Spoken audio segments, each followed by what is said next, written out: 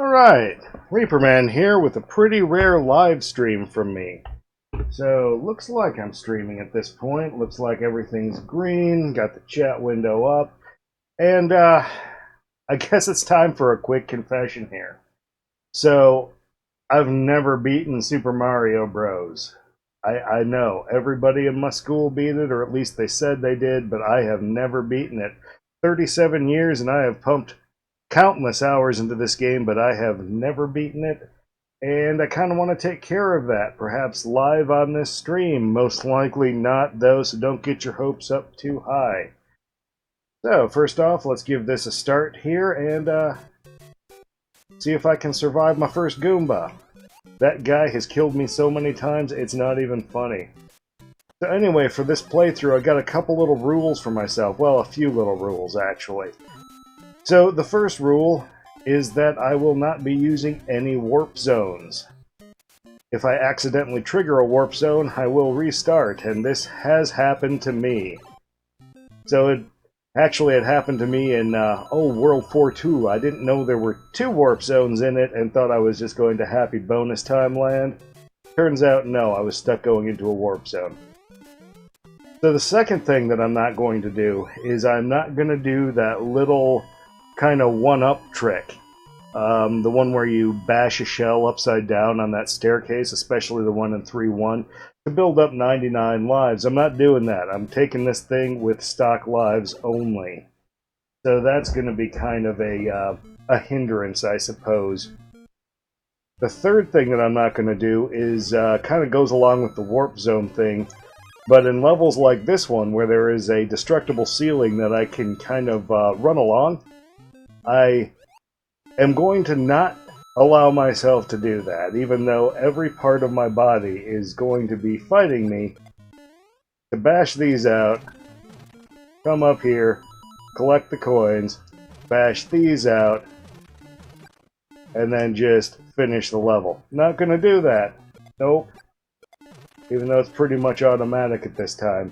This means that I'll actually be playing a lot of these underground levels, mostly for basically the first time here, like 4-2 for example.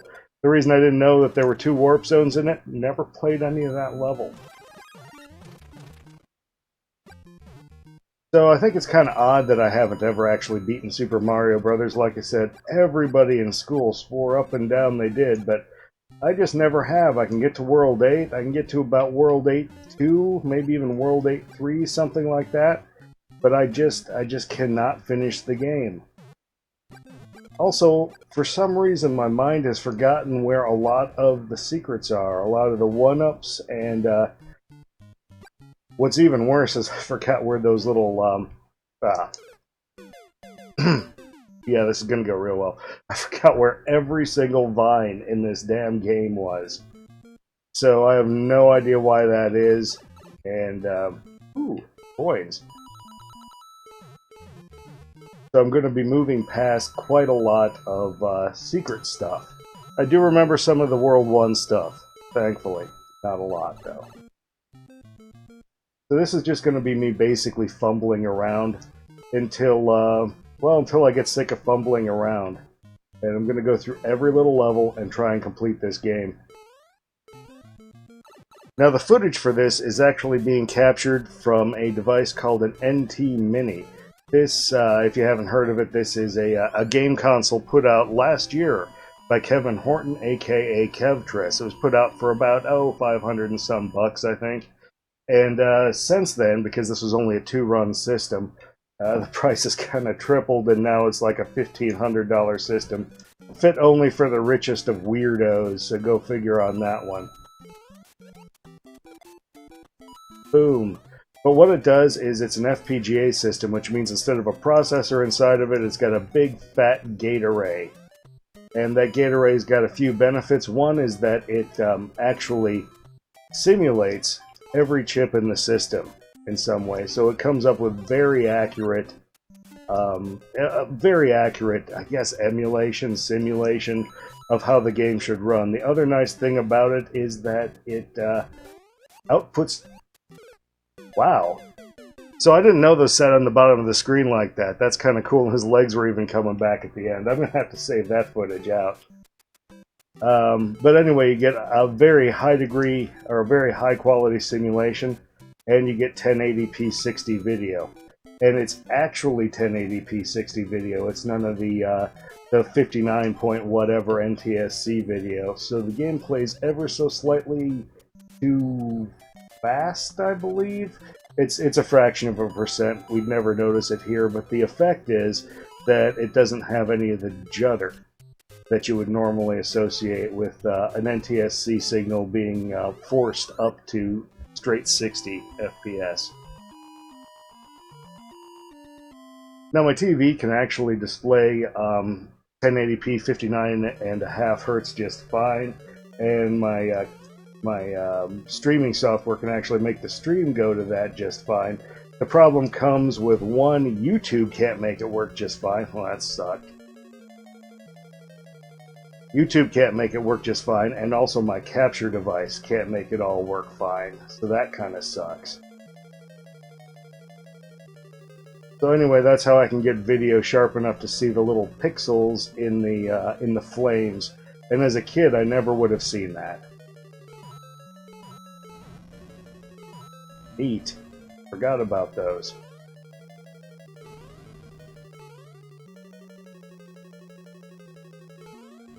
Whee! So not only haven't I beaten Super Mario 1, I've only beaten one Super Mario game.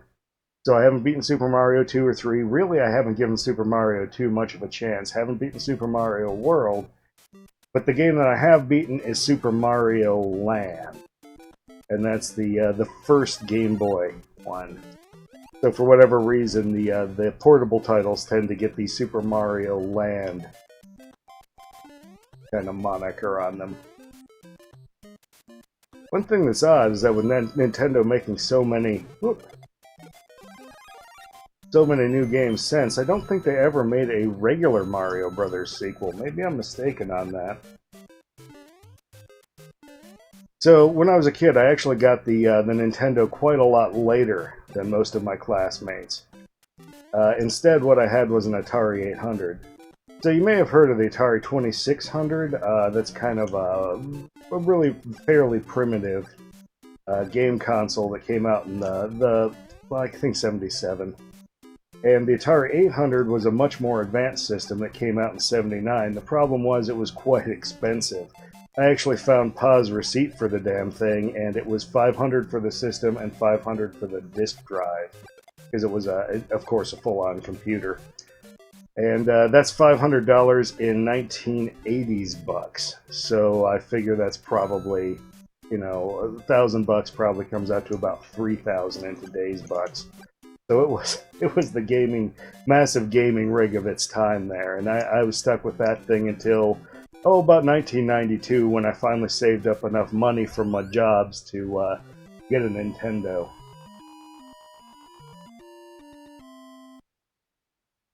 Wii World 2-2. Everybody's favorite world. Nobody ever stopped to ask, hey, we can add this new variety to gameplay, but is anybody gonna like it? No, nobody likes the underwater levels.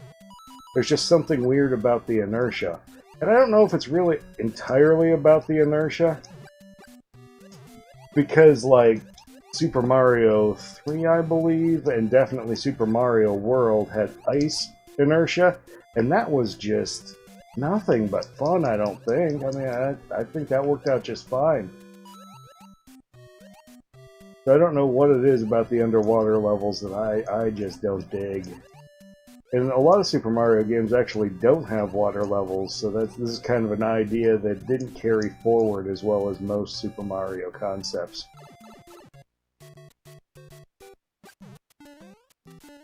Anyway, on the old Atari 800, I didn't have Super Mario, but I had regular Mario. And there were actually two versions for the system. I didn't find out about the newer version until I was an adult. But the Atari 800 line actually had quite a long lifespan, from 79 all the way up until about 87 or so. And it actually kind of came out in 3 different waves. It came out with the original wave, the XL wave, and then the XE wave. And the last of them, the XE wave, was going up directly against Nintendo here. So they actually, because they had a licensing agreement with Nintendo, released a new version of Mario Brothers for Atari 800, technically the XE game system. And I played that one, and it's a really impressive port. The one that I grew up with is absolutely not impressive. I wouldn't call it quite as good as the Nintendo version, the one on NES, I should say, but it was up there. It was a good little game. Okay, second castle.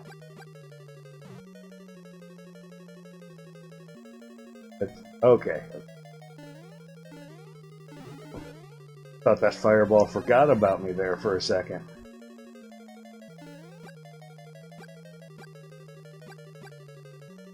So I know that some of these castle levels actually have a pattern that you have to do. I think World 4 does. I'm not sure much beyond that. World 8 definitely does. And no, I don't actually know the patterns for these. So that's gonna suck. It's also gonna suck that I can't damage boost through Bowser here. Especially since this is the one... should have gone under.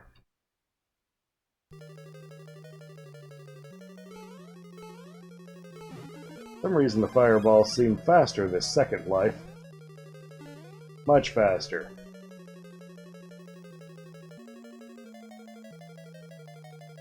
So I don't have any of the paths through Bowser's castles memorized. So this is, if I actually do make it to World 8-4, this is probably not going to be the most, I don't know, the shortest run of Bowser's castle you've ever seen.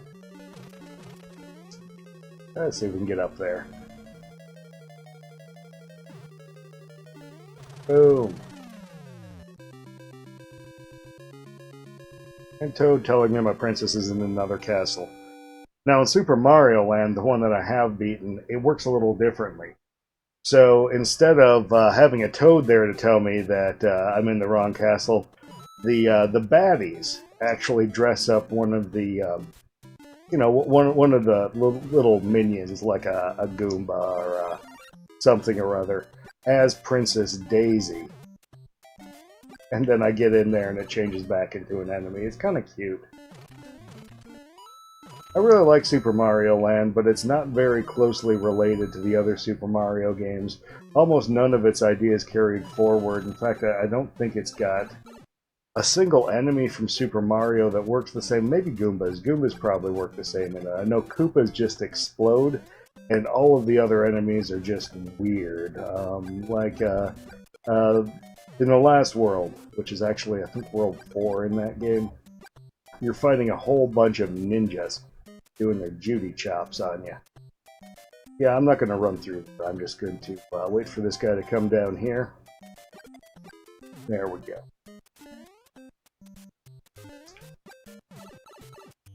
Yes.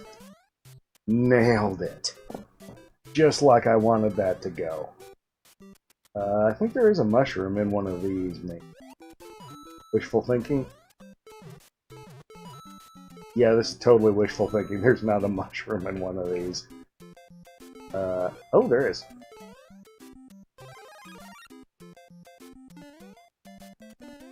Okay. Let's see how close I am to the end of this level.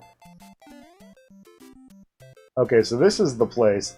This is the stairwell that most people stomp on one of those guys, and then in some way, like, kind of juggle him back and forth in here with the bouncing, and somehow that generates a whole crap ton of one-ups. I'm not sure how it works. I'm not sure... I've never pulled it off myself. I'm not sure how absolutely everybody always knew about that. It must have been a Nintendo Power or something, because there was an internet back then. Don't let anybody tell you otherwise. But there wasn't the wealth of entertainment content on it. fact, I got onto the internet with that old Atari. I can't remember. I think we might have actually not gotten on there until the ST. I know they had a BBS that we got onto with the Atari, but then the university's BBSs kind of got internet joined at some point in there.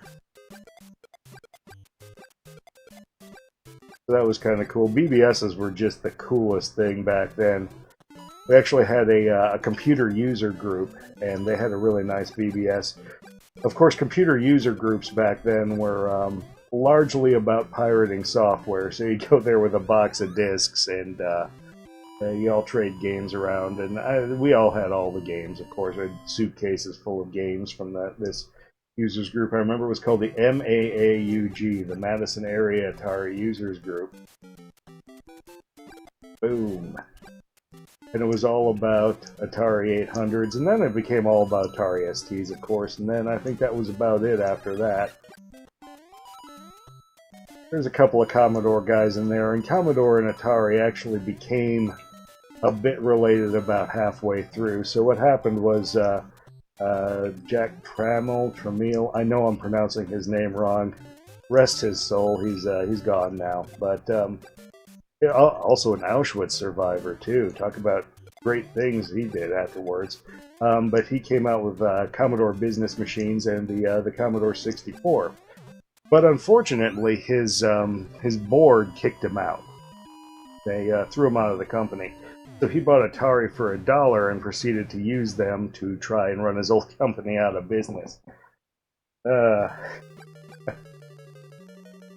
Okay, somehow we're in World 3-4 already. That's weird. Feels like this game's just flying by. Don't worry, it won't when I restart for about the 5th time.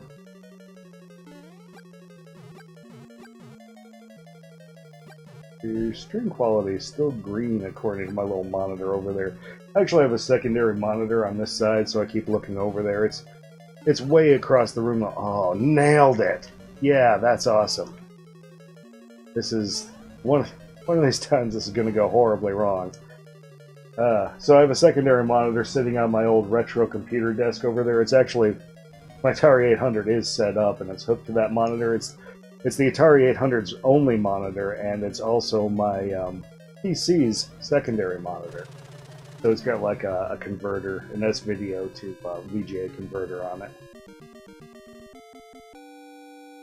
And I can just monitor my stream quality from there. I'm not monitoring it on YouTube, though. I'm just monitoring it on the broadcaster software. So anyway, I was saying that this is a Kevtris system. Now, Kevtris has been he's released a couple of game systems in the last year, and they are definitely worth picking up. Right now, so Analogue Interactive has been making his systems, so head on over there and check out their Super NT. I think they've got a pre-order going, unless you want the black one. I think that one's available right now. Oh, this is going to go wrong. Nope, got him. So that's a Super Nintendo FPGA that they have for actually a fairly reasonable price. So Kevtris has been working on these FPGA cores since, the early 2000s, I think. And I think the first time I ran into Kevtris was actually on the Ben Heck forums, benheck.com. It's actually Ben Heckendorn's forums. And I think this was probably like 2002, 2003. Whoop. Almost ate it there. Is there a mushroom in here? No, that would have been awesome. But anyway, so Kevin Horton's been working on these cores for years and years and years and years. And he finally got around, there was some kind of a flop, kind of an internet flap, called the Coleco Chameleon, and they kind of jerked Kevtris around a little bit, and he got upset and just decided to kind of release his own system. So that's what's happening here, and he's been releasing all these old cores that he's made up over the last, nearly 15 years or so, probably. And they feel really nice. So like I say, they're going to be more responsive than emulation generally. They don't have the overhead of a full-on operating system. And it's gate simulation. It's very accurate. So you would compare it not to like a low-end emulator, you know, nothing you would run with frame skip or anything, but like more like a high one, more like a Pagan is generally considered, you know, up there with this level of simulation here. So this is what tripped me up that one time. So I did not know that there was a warp zone above this thing, but there totally is. There's this little stairway up to that block, and I'm just sitting here, you know, trying to beat the game and investigating this thing, and then I trigger this vine that comes out of that block, and I go up there and I get forced to go to a warp zone that takes me straight to World 8. Hey, is that a... Nope. Oh yeah, I keep trying these pipes, because again, I don't usually actually play the underground levels, because I can just get up on them and run over the top of them. But I've promised myself that I won't do that for this playthrough. I also don't really know how to get in to this thing. I don't know how to get into this at all. This is about the best I can think of, but obviously that was not it. Maybe it works now. I do not have a lot of time to jerk around with this, so... Yeah, I'm just heck with coins.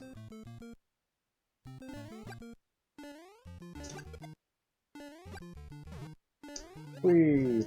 So I think these FPGA systems are actually... I think they're the future for us here. So I've noticed that over my years, as a freaking old man here, that emulation seems to have gotten considerably worse. Ah! That was a mistake. And I'm going to drop straight down here, because I've made that mistake before, too, of trying to make that low headroom jump. Awesome. 100 points. The best. Clearly I'm going for a high score run on this one. Okay, so we're up to World 4-3. I think this is the point where the game starts giving you more advanced jumps, like a lot of jumps that there isn't a lot of slack on. Like this one right here, I can barely make that platform with a standard jump, height-wise.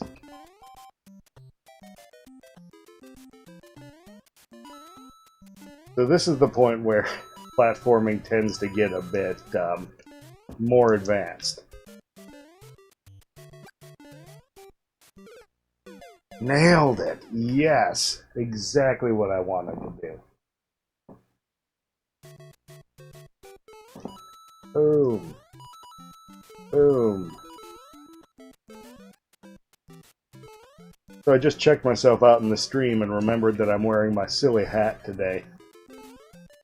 So this is my attention whore hat. It's very good for streaming and such. It's actually part of a full-on Tron Guy cosplay outfit that I've got.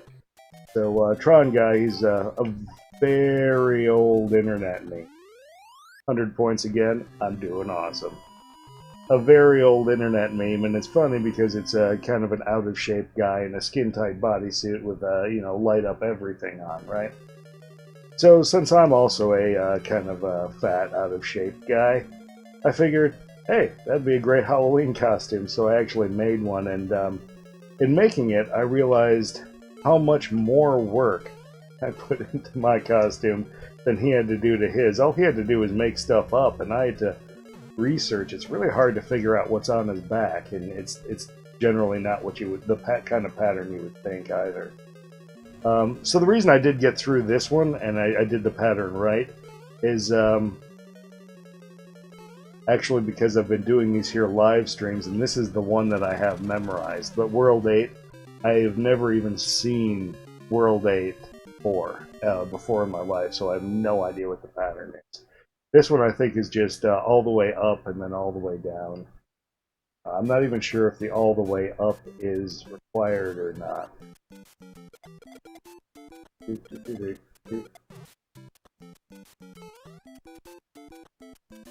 No mushrooms?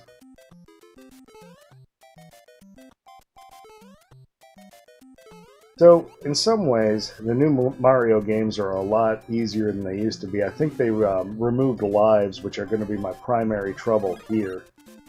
is that I've only got the stock number of lives. I keep forgetting to check out how many it is. But on the other hand, it's gotten easier until you look at... yeah, I'm going to try for this one.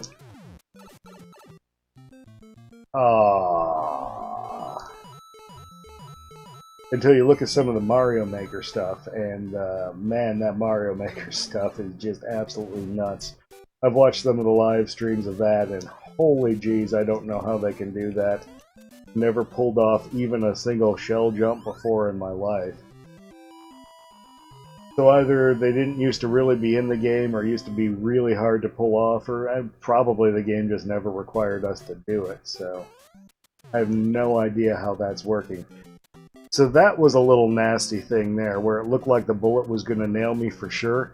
It turns out that if Mario is on the downward arc from his jump and he gets hit with anything, that counts as a hit, I believe. I was watching a whole YouTube video on Mario collision detection, and oh, jeez. Really hoping that... Oh, yes. That's good level design right there. That's what it's about. Because that was the moment I needed to damage boost, and this is a mistake. What this is doing is this is teaching me a valuable lesson about not trying pipes. That's what this is doing.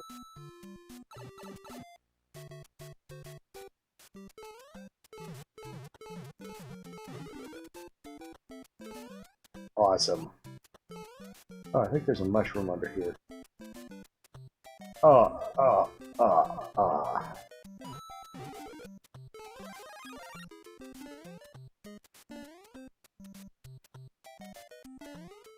So, let's get this guy off, see what comes. Nothing.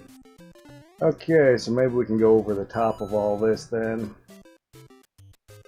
And we're at the end. So everybody in the world knows this now, but the timer in Super Mario Bros. Is actually tied to how many bonus points you get at the end. If you manage to get a 6, a 3, or a 1, that's how many bonus fireballs shoot up here at the end. And like I did just there, if you completely miss them all, miss those 3 numbers, then you get none. I really like off-screen bullet bills. Whoever thought this was fun was just great. It is fairly nice variety, I suppose. I don't want the mushroom that badly. So you may notice my palette's a little different than most emulators. The FC, or sorry, NT Mini here actually has support for all the emulator palettes, including this one, which really reminds me how my old Panasonic monitor used to view this game, and it was a pretty good monitor. So unlike a lot of the TVs of the day, it did composite video. A fair number of them actually did composite video, I guess, but we didn't really prioritize TVs. Pa was a TV repairman in a past life, so we actually had a bunch of halfway working TVs. It's kind of like mechanics in old cars. So we didn't have the good TVs, but we did have a good Panasonic monitor for the Atari. And it would take composite video, but also something called, also Lumachroma video, which is, it's basically S-video, but instead of it being in one plug, it's in 2 RCA jacks, one for luminance and one for chroma. In fact, I think they're electronically identical. Maybe I'm wrong. But it had kind of a unique way that it displayed colors. Oh, how am I going to get around him? Okay. So I think I'm going to have to go under on this one. Or, and hear me out now, what I can do is I can stand on the bridge and eat fireballs. So I only have 1 life, so this may actually be the moment where I restart, because I can't possibly get that block.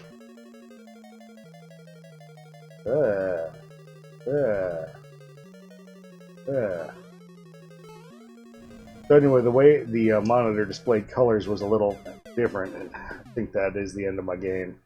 Okay, starting over with the easy levels then, and discussing my awesome 80s monitor. So a lot of people, well, a lot of emulators and really the naked RGB data suggest that the sky should be purple in this level. But that's just not how it was displayed on CRTs, and if it was, then we would have adjusted the tint knob until the sky was blue, and we just rolled that way. Probably should have grabbed the 1-up instead of this. I have some regrets about that thing that I did. Oh well. We're still in the easy worlds.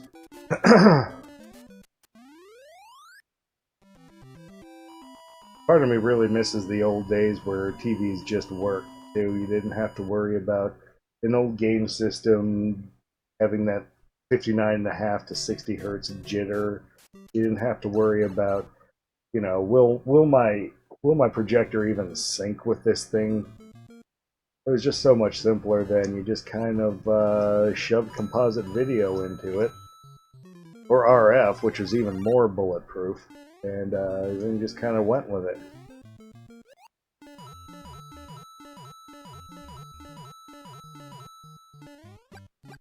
For one thing that I don't think retro gamers have yet is a nice RF modulator. So back in the old days, what we would do is we'd take a VCR. It doesn't matter if it really worked or not, but it had a TV tuner inside of it. And you hook your antenna up to that, and then that would do your conversion of composite to composite from the RF signal. Yay! We don't have any modern equivalent of that. So we're either whoa, that thing. 1-up. I want that. I want that. Give me that 1-up. Give me that 1-up. It's a lot of work for this here 1-up. Yay! Whew.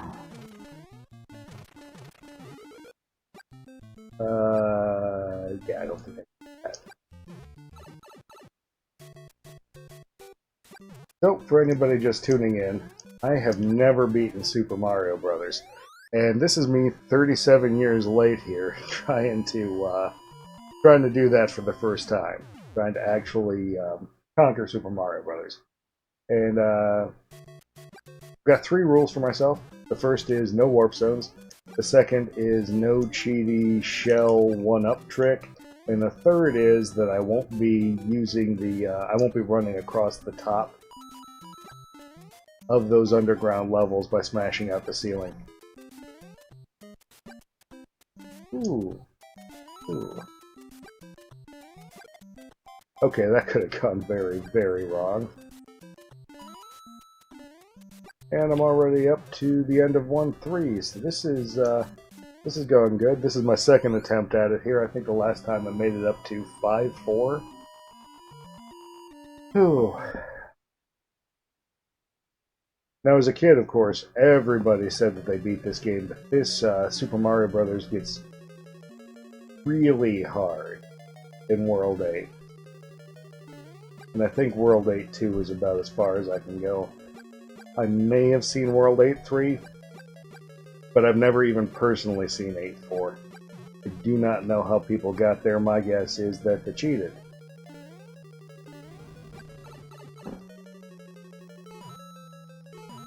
By cheated, I mean somewhere in Nintendo Power, they must have said how to do that cheaty...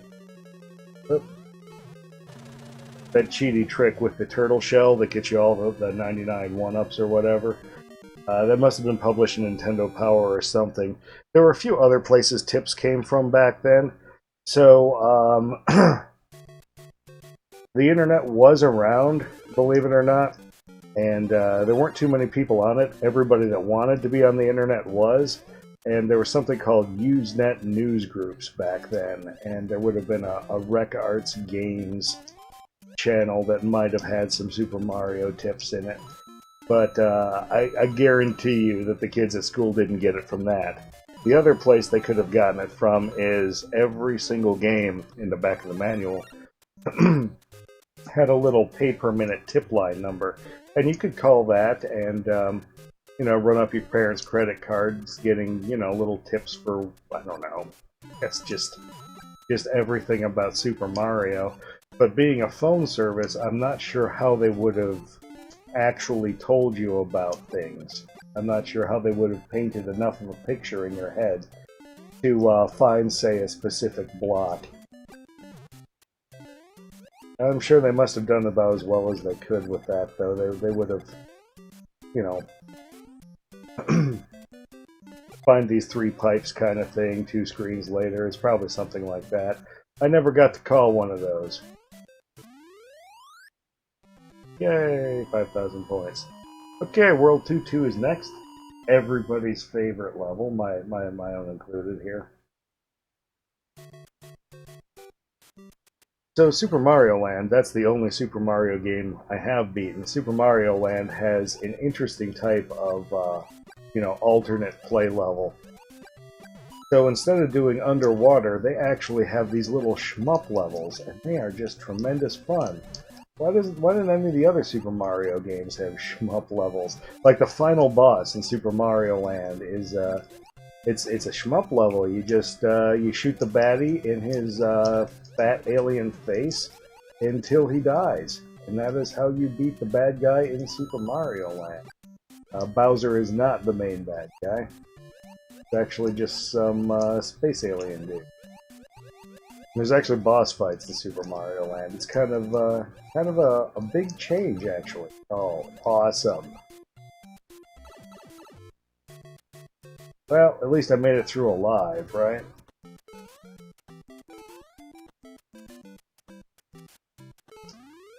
Okay, and there I grabbed, made sure that my time ended in a 6, so I got to see all 6 of the bonus fireballs.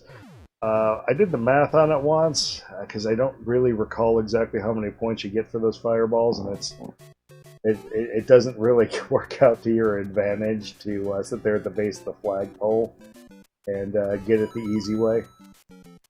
But I don't really care about points this time around. I'm playing for completion. I think that would have actually passed muster on some of the later Mario games. I don't think I would have died there. I think I would have squished him.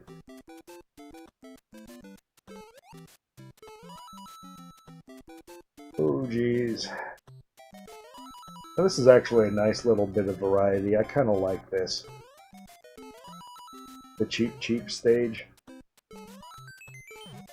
It's good fun.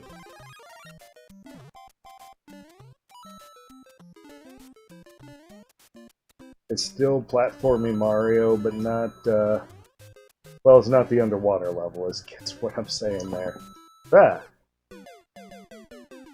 Yeah, I love the cheap stage. Nailed the cheap stage. I didn't have to go back very far at all. There.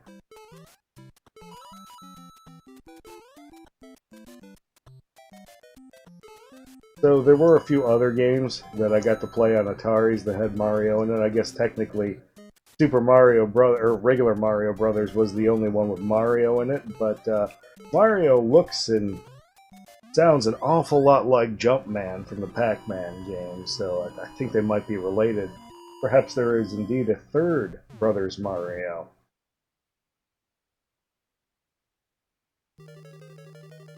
Okay, World 2-4. This one looks a lot like that one that I died on, except it doesn't have the giant spinny thing in the middle. Ah.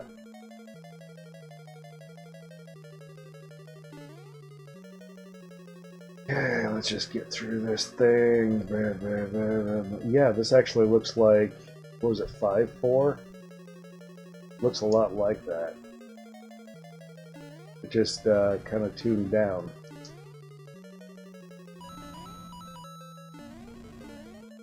But I played that exactly as I intended. 2 Marios left.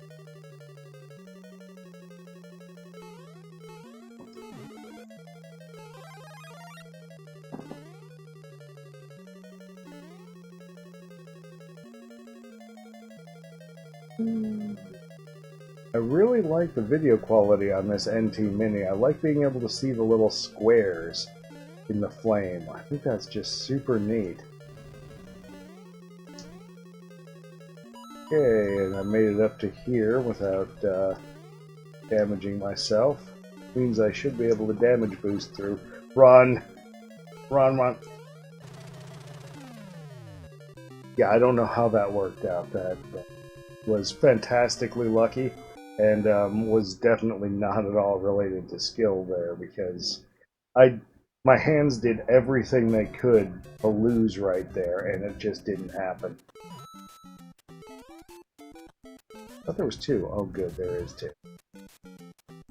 The 3-1. This is the world with that weird Koopa stairway that grants the free 1-ups that I have no idea how that came out of.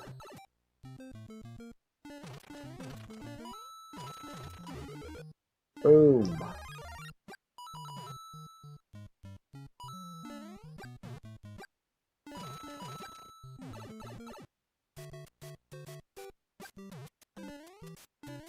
Yay.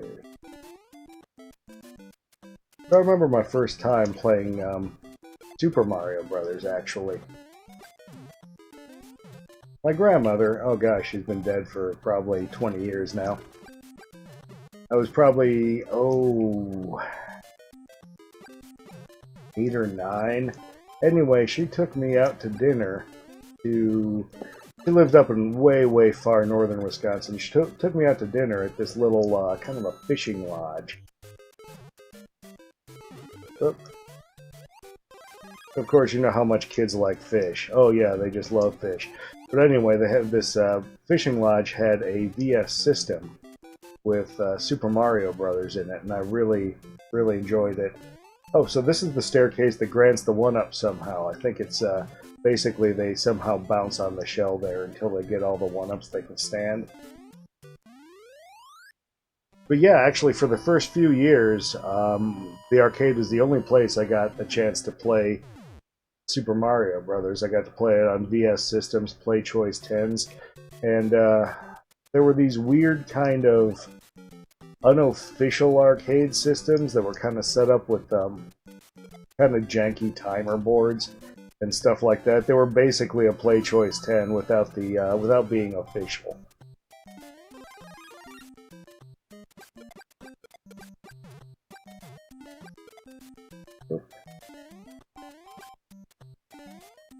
Okay, let's get through. So it's actually, it isn't too weird for me at all to play Super Mario Brothers with an arcade controller, because it's how I did it for years. And I do have a pretty nice arcade controller adapter for this NT Mini here. I built it myself. There's well, I have actually a video on it. But what it does is it accepts Neo Geo format controllers, and Neo Geo is kind of a obviously it was an SNK system, but because the sticks have nothing inside them but switches, they're actually kind of a standard for arcade controllers in terms of super guns and stuff like that. So they'll just take the Neo Geo controller and shoehorn extra buttons on it as they need to and stuff like that.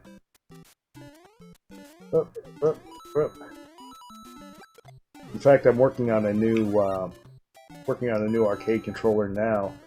It's going to be a 6-button Neo Geo controller, which is a little odd, of course, because Neo Geos are only supposed to have 4 buttons. But this one is a super gun. It's actually going to be for the small cab super gun format. And they have kind of an oddball pinout that forces me to lose the select button in the Neo Geo, but yeah, okay. I'll just use insert coin or something for the select button. I actually plan to make a Super Nintendo adapter for it later, so I can play it on my Super NT, the other FPGA system I have. And Kevtris has said that he's working on another project that he can't tell us about, so it could possibly be his third game system. And this is, I guess, 2 years here. It was early 2017 when he released the NT Mini, which is this system. And then later on he released the Super NT. By he released, it's actually built as a collaboration between Analogue Interactive, which is an old Neo Geo consoleized system maker, and the 8-bit dough people. And the 8-bit dough people, they don't know how to make a controller for beans. Laggy as all hell. I got a free one with this one. But I don't know. They do make a decent game system. The controllers are just awful. Actually, Bluetooth anything in my room is awful. I think there's too many Wi-Fi signals. And Bluetooth tends to get really laggy when it's in a noisy environment. So far, the best Bluetooth controller I've had is the PlayStation 3 one. But the worst, oh, it's got to be Ouya. That's like, not even kidding, like a second of lag on that thing sometimes. It's just an absolutely awful controller. Yay. So the big downside about this level is that Lakitu guy, I think that's what his name is, he comes back just to make my life awesome.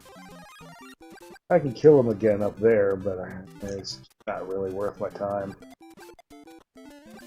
I drop more of them up there, thanks.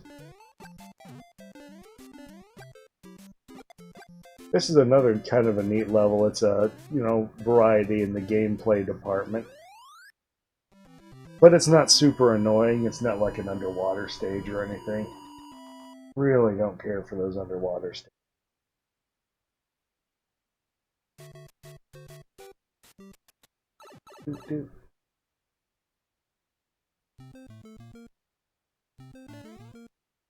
And this is a stage that I've almost failed, at least once, because I didn't realize there's 2 warp zones in it. And I kind of trapped myself going through the second. Getting into the second warp zone, had to restart. So again, to state my limits on this game, I'm not going to do any of that cheaty shell mashing trick. And critically, for levels like this, I'm not going to run across the top of the ceiling at all, bypass the level, and I'm not going to use any warp zones. Actually watched a whole YouTube video on just this level in speedrunning once. No idea why, but I sat through the entire goddamn video. Ooh, comments!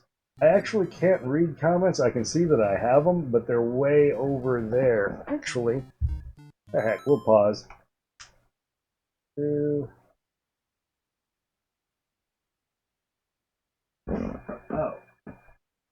No, I think.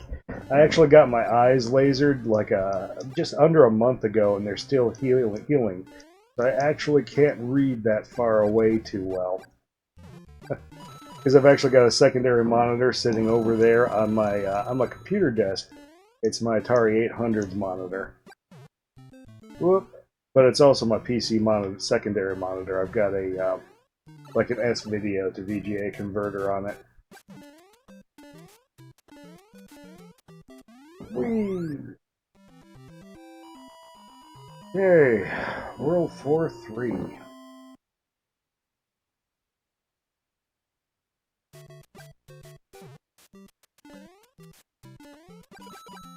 So it's in World 4-3 that I notice the jumps start getting a lot harder. There's really not a lot of slack in that jump. That's a full height jump there. Full height running jump, I think. There's a lot of those in this level. I think this is another one. Yep.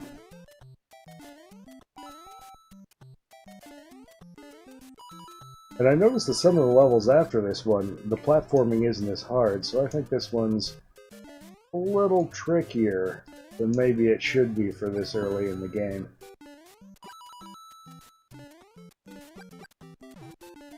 I don't think it's World 8 worthy or anything, but yeah, probably 5 or 6. Okay, so here we are up at 4-4. There.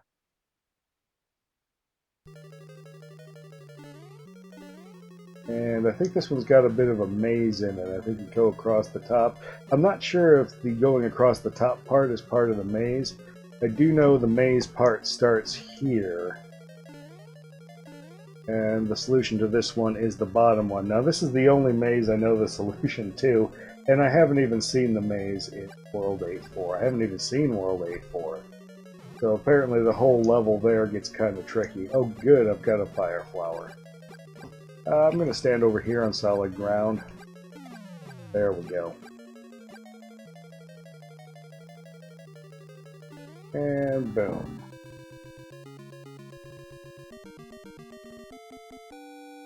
Yay, Princess is in another castle. We got 3 lives left going into World 5. So this is the world that I died on last time. I think I died on 5.4. I think I made it all the way to the castle. I think somewhere in World 5 there's a pipe that I don't want. I think it punished me with a water level.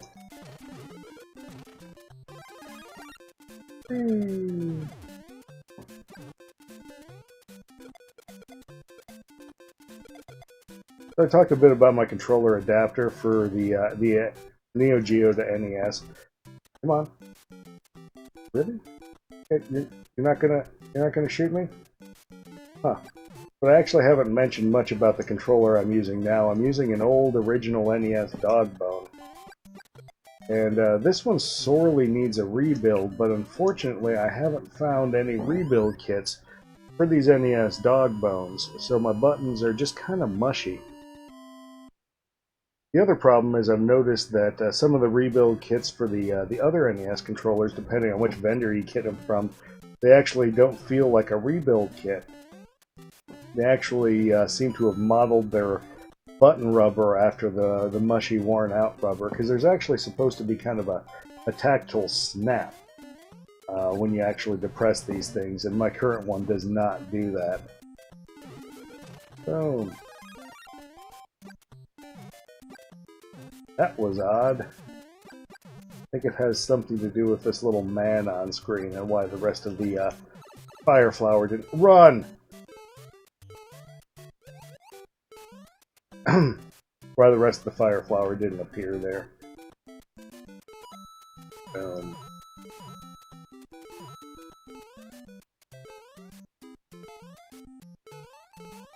I'm noticing a lot of these cannons are not firing, and that just... well, maybe it's right.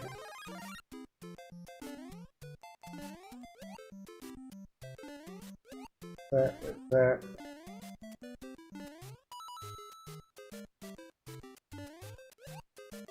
And World 5-3. Ooh.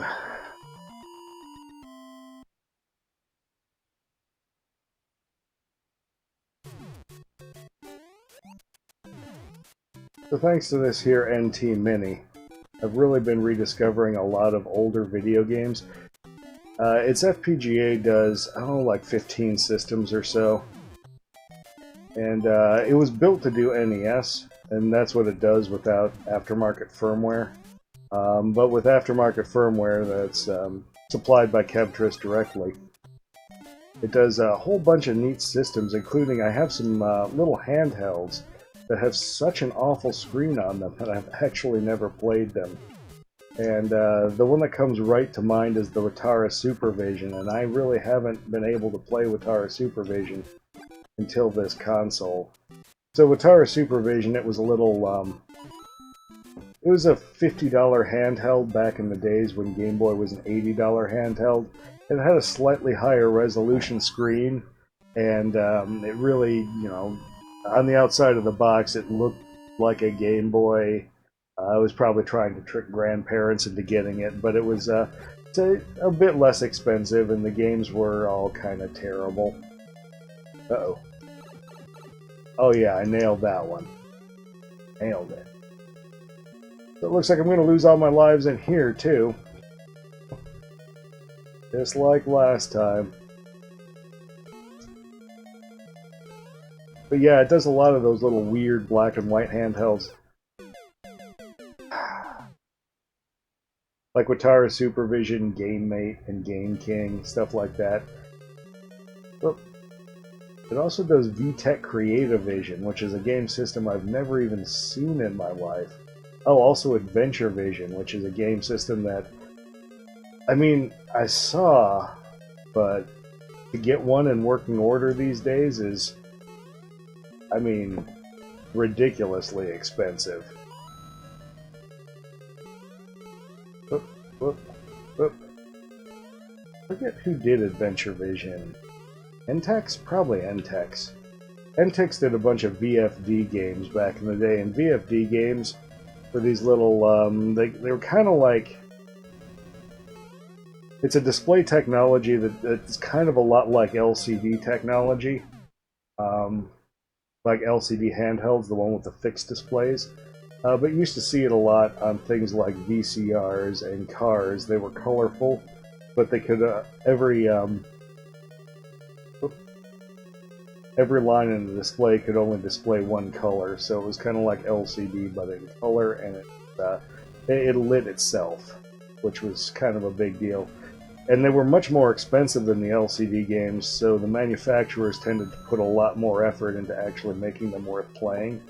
Well, Entex made a bunch of those games, and then they made a game system, I think it was Entex, made a game system called Adventure Vision, which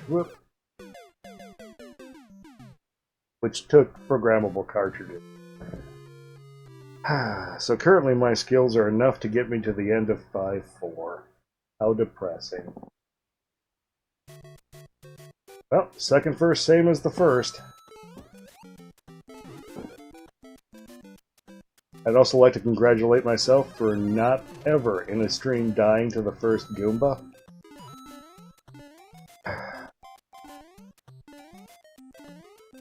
I mean, back in the day, he was probably about half my deaths in this damn game.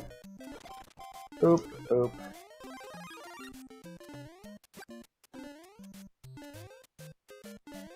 It's just kind of odd that I've never beaten this game because it was so common for kids back in the day to say they'd beaten it. But this game gets tremendously harder as you approach World 8. And I don't think that most of them actually beat the game.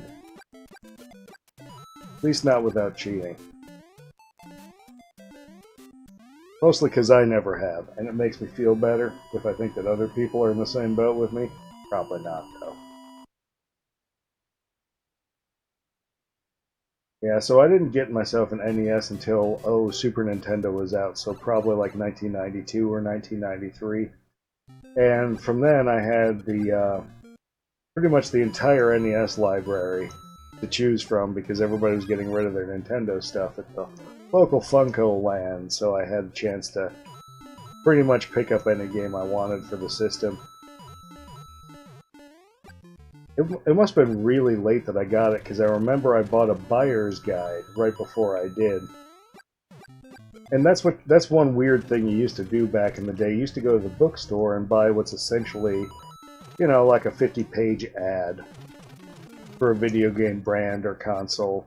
And this buyer's guide was half NES and half Super NES. So it had some of the last Nintendo games released in it, you know, official ones, like Shatterhand and Kirby, and it also covered some of the early Super Nintendo games, you know, Super Mario World was featured fairly heavily, but Choplifter 3 had an odd amount of space devoted to it in there. I'm trying to think what else was in there. It's not coming to mind. But it was kind of neat to see Shatterhand in this thing, and of course it was a little more... Whoa. Almost autopiloted to the warp zone there. No warp zones for me. Because Shatterhand had some neat little, you know, the games had little maps and tips as well. It was kind of neat to see Shatterhand explained. Shatterhand's an okay game, I guess. It's a late release, so it's a little more expensive than it needs to be, and is definitely an overrated game. I think it's probably because most people were already off of an NES by the time it came out. So a lot of people didn't play it back in the day, and then when they came rediscovering the system there. What the heck's Shatterhand? I'm going to try and buy it. What, there's only 10 copies kind of thing?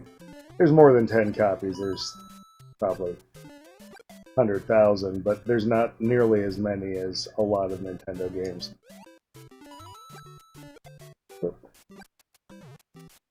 And looks like we're up to 1-4. Time to show Bowser who's boss and beat the game. World 1.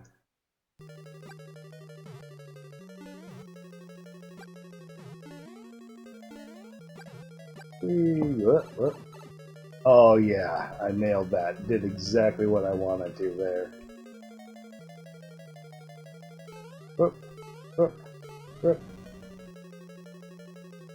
There's like these weird coins in here. I cannot figure out for the life of me what they're here for. They're just here, I guess, to give Bowser something more to shoot at, which is me doing those coins. Hey, wrong castle. So I work with a lot of young people up at work. I actually have kind of a military job. And obviously I'm not in the military because I'm a fat old guy. But I hang around a lot of young people, you know, people kind of right out of MOS school. And I was talking to one of them, and he was into video games, and he asked me if I had an arcade system, which of course I did. I was actually pricing arcade buttons at that moment. Not that I would ever do that on the government dime or anything, but things happen.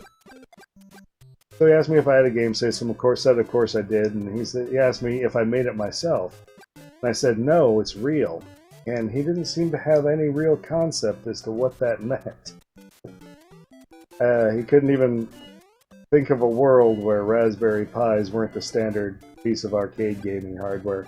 I think Raspberry Pis are kind of responsible for emulation turning to shit over the last 10 years.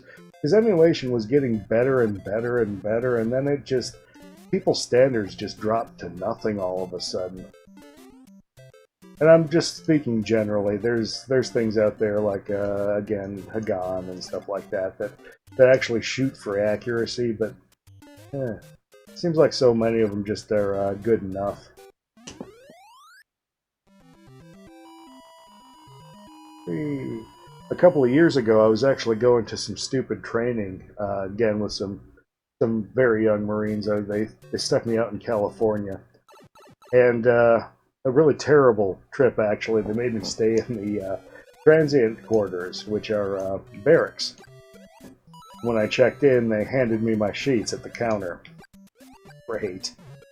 At least they were fitted sheets, so I didn't have to do, like, you know, boot camp corners or anything stupid. But I kept making my bed because I wasn't sure if there was, if they did inspections there. I assume they didn't, but I was always nervous. They gave me their best room too. It was just kind of a terrible room. So anyway, I was out at this stupid baby's first server class, and you know, I'm sitting there talking to the people there. You know, all young guys, all 18, 20, that kind of thing. And I asked them, because they were all stationed there, I asked them where the nearest arcade was. And they just had no idea what I meant by that. And I know there must be an arcade somewhere around there. I don't know. It seems like there's a lot of crumbling ones in malls, you know, the ones where the games don't work right. But I was really hoping for something a little nicer. Actually, back when I was stationed in California, way back 100 pounds ago when I was actually in the military, I actually bought my arcade machine from a arcade closing out in San Diego, which is kind of a bittersweet thing, but hey, it got me my machine. So my cabinet's actually it's a Romstar Neo Geo. So Romstar made a bunch of these kind of janky Neo Geo cabinets, and I've got one of those. It looks like it started out life as a 2-button Neo Geo, so probably... Well, Puzzle Bobble came with the thing, and it had kind of a janky marquee, so it was probably a Puzzle Bobble that the that they had added 2 extra buttons to later. So yes, I do have a Neo Geo, but no, it's not the Big Red. I actually have like 100 arcade games. Only the one cabinet, but like 100 arcade games. I've got a few different systems. I've got an Thomas Wave, Naomi. Oh yeah, I did that just right. So I've got an Thomas Wave, Naomi, Neo Geo, of course. I've got a CPS-1. I'm trying to think of the other systems I've got. Oh, IGS PGM. Kind of weird back when I was playing around with old MAME. Way back in I think the early 2000s, late 90s. They used to have this little warning screen, maybe they still do, that you shouldn't be playing the game if you didn't own it. And in my mind, I was thinking, who would own that many arcade games? And now here I am with 100 of the damn things. And that's not counting doubles. And yes, you do get doubles. You get doubles when you buy like lots on eBay and stuff. I've got a whole bunch of Puzzle Bobbles, King of Fighter 98s, King of Fighter 99. And you get doubles for stupid reasons too. Like you're sitting there watching an auction and I can't let that guy get it for $30. And then you get another one for $30 that you have absolutely no use for. Yay. So on my King of Fighters 98, I have multiples for kind of a different reason. I've actually got 3 of them. So the first one I picked up was a legitimate game, and bootlegs are a real concern when you're into Neo Geo games. That's why you take them apart even before you play them to check. But anyway, the first one I got was legitimate, but it was Korean. And apparently in Korea, at the time, they did not care to even hear Japanese voices. So they cut a lot of them out of the game. And it was kind of distracting because the animation was still there, like their gums were flapping, but there was no sound, and I kept thinking it was broken until I looked it up. Fireflower. Starting to memorize these things. The second one I got was a straight-up boot, but the third one I got was a legitimate US copy, so it had all the voices. So this is that weird thing on 3.1. Awesome. The stairway that somehow grants free lives, and I have no idea how people back in the day all seem to know about that. I've never gotten it to work, but back in the day they all knew about it, and I don't know if it was in a Nintendo Power or what. Okay, so apparently trees are white, so it's snowing, sky is black, so it's night. Awesome.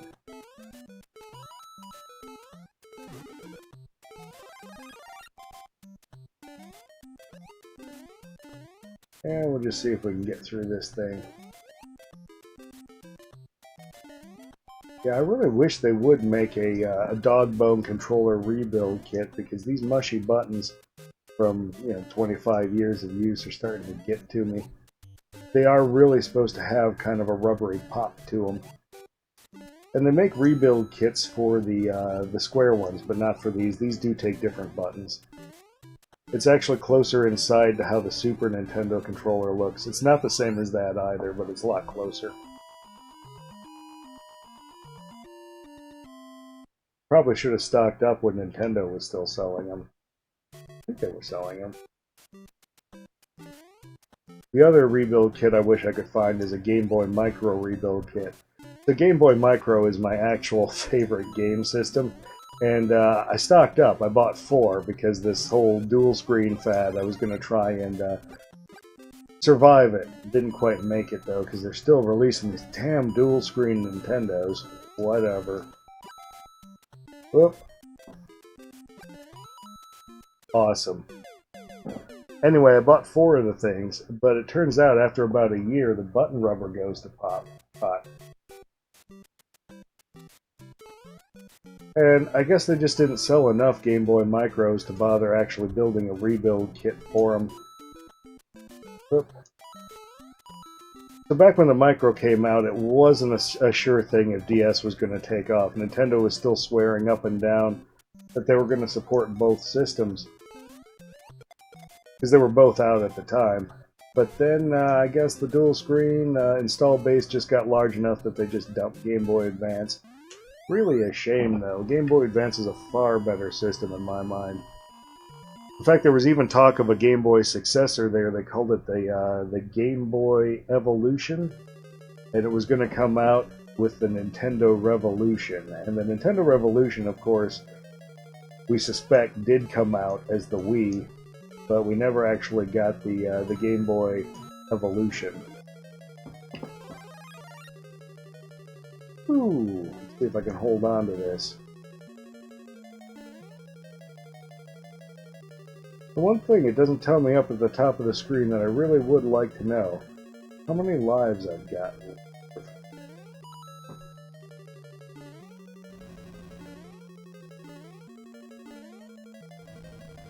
See if I can get through this guy without damage boosting. Oh yeah. Yay! Thank you, Mario. The princess is in another castle. It's kind of weird that I've never actually beaten this game, or I actually haven't beaten any of the console Super Mario games. I've played this one for probably the longest. I also haven't beaten Super Mario 3. But this is my attempt to get my first W in the Super Mario console series. The only Super Mario game I have beaten is Super Mario Land on the Game Boy. It's a pretty good game, but it doesn't really resemble Super Mario too strongly. And the Super Mario Land games have always been kind of experimental. The first one was really weird. The second one was actually probably the closest to Mario. It borrowed kind of a lot from the Super Mario World aesthetic. But then the third one was actually Wario Land. Super Mario Land 3 was Wario Land, and then there were more Wario Land games after that. It's been a while for Wario Land, hasn't it? I don't know, I don't follow up on the new Nintendo. I really like the look of the Switch, but I just can't make myself buy it, and the reason is that it's got 3 non-user replaceable batteries in it. And I'm terrible. I will let a game system sit and rot on the shelf for, you know, half a decade or so sometimes, because, you know, old man. And a lot of times with these modern batteries, when I come back to them, they're all bloated and they've cracked the system case. And I just don't want a Nintendo that does that. In fact, I'd prefer if I could have handhelds that only took AA's. AA's are super nice. Oop. AA's are super nice because then you never have to charge the system. They're also very inexpensive. And if I want to use rechargeable batteries, it gives me the option to do that at any time.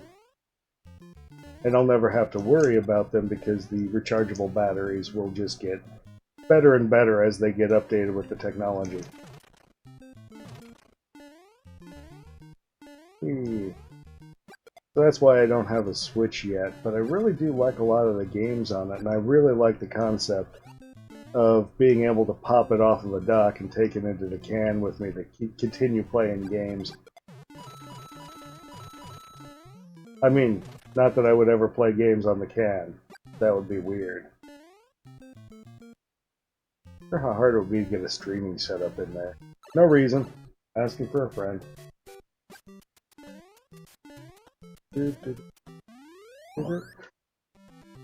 So anyway, for people that have just joined, I've never beaten Super Mario World, or well, Super Mario anything actually, Super Mario Brothers in this example.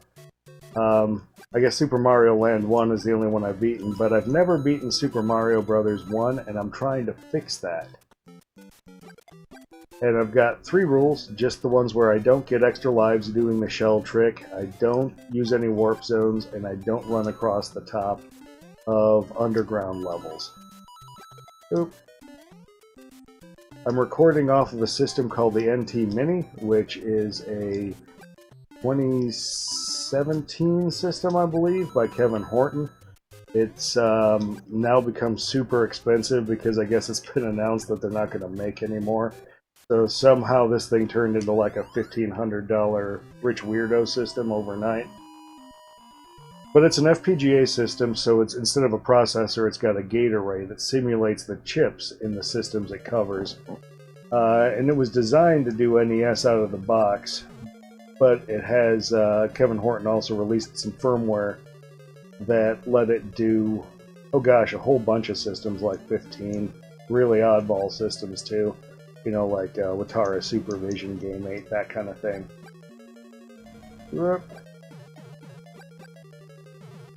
But I really like it because it simulates with very low lag, very high degree of accuracy. Oh crap, run.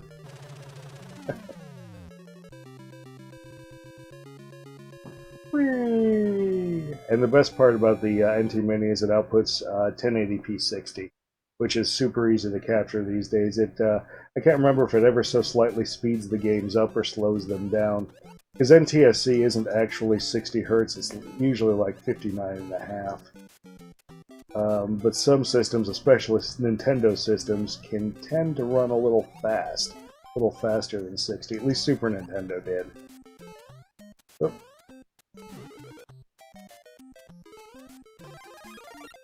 All of a sudden I'm back up to World 5.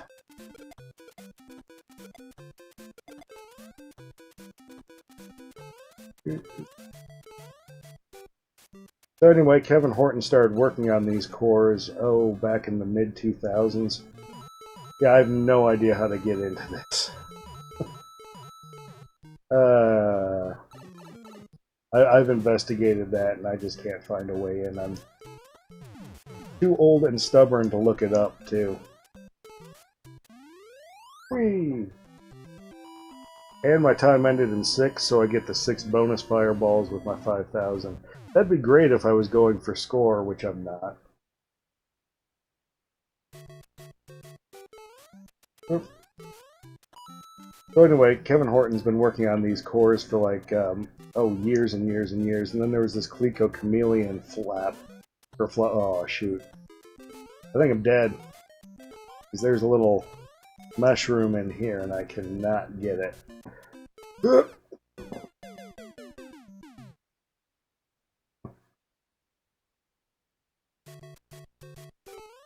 So he's released 2 systems now, and I think I met him way back in the early 2000s in the Ben Heckendorn forums.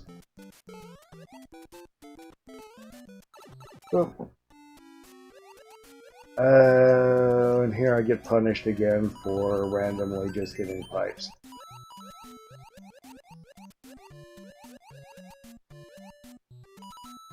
Yay. I was hanging out in the Ben Heckendorn forums because I was actually working on a portable handheld back then. It was actually a bigger version of the Game Boy. So a Game Boy that used a PlayStation 1 screen, which was the thing that we were all using back then. We were all using it because it took analog RGB in. Ooh, and we could actually make the I could actually make the Game Boy Advance output analog RGB, so it was kind of an ideal thing.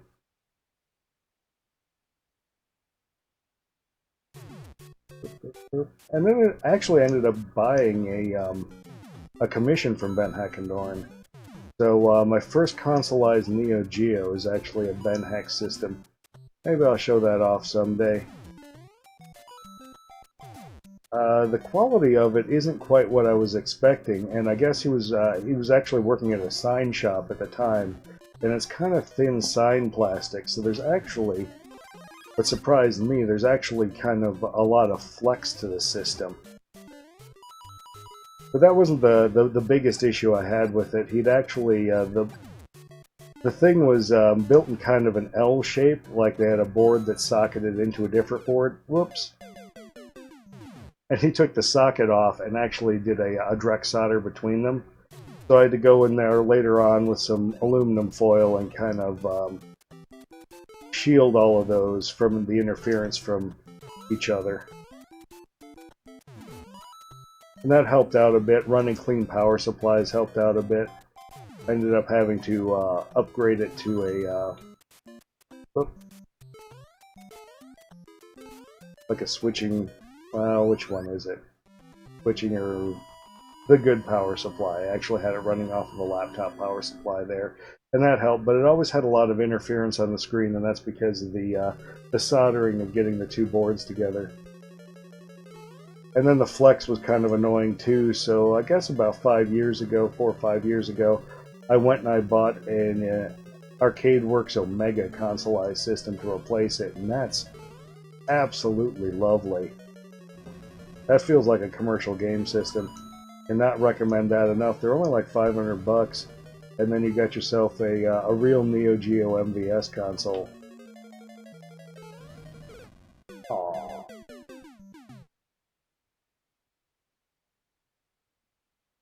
So here I am at 5-4. This is the level where I frequently die. Ugh. And I don't think there's any realistic way for me to get that little mushroom up there. Fun.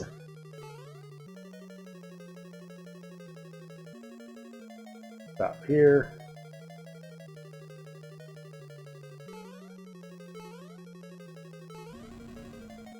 Is it World 2 that looks like this, but with most of the stuff deactivated? I think it's the World 2-4 that looks like this. Okay, so I believe this is my last chance. Ooh! Got to 6-1.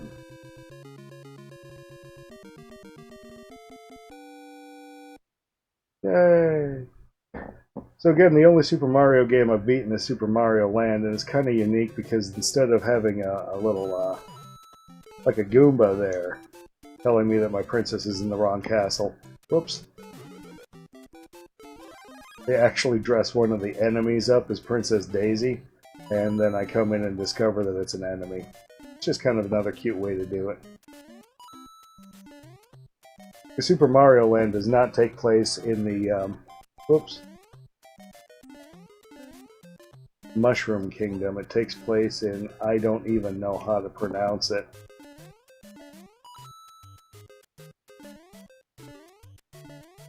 Well, this level looks all... I don't know if I've ever, even as a child, gotten to this level before. I must have, through like a warp zone, but I don't think it's like one of the ones I frequented. Oh. Yay!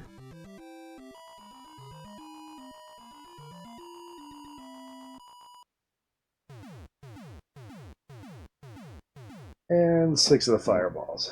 So let's see what 6-2's got for us. Still nighttime.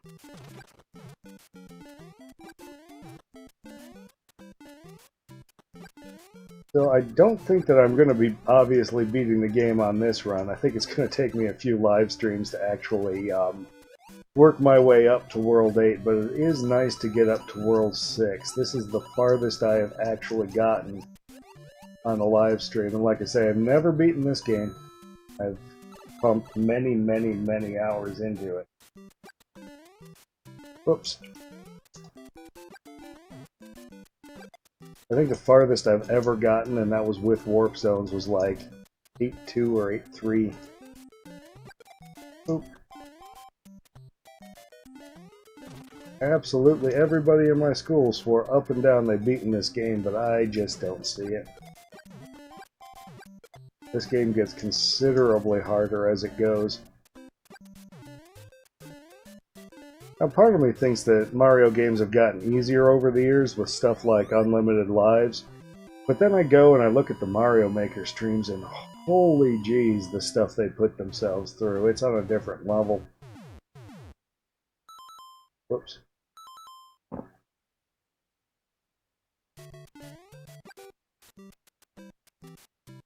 Good, an ice level, but luckily there are no ice physics in this game. I think Super Mario 3 had them. For sure they were in Super Mario World. That sucked.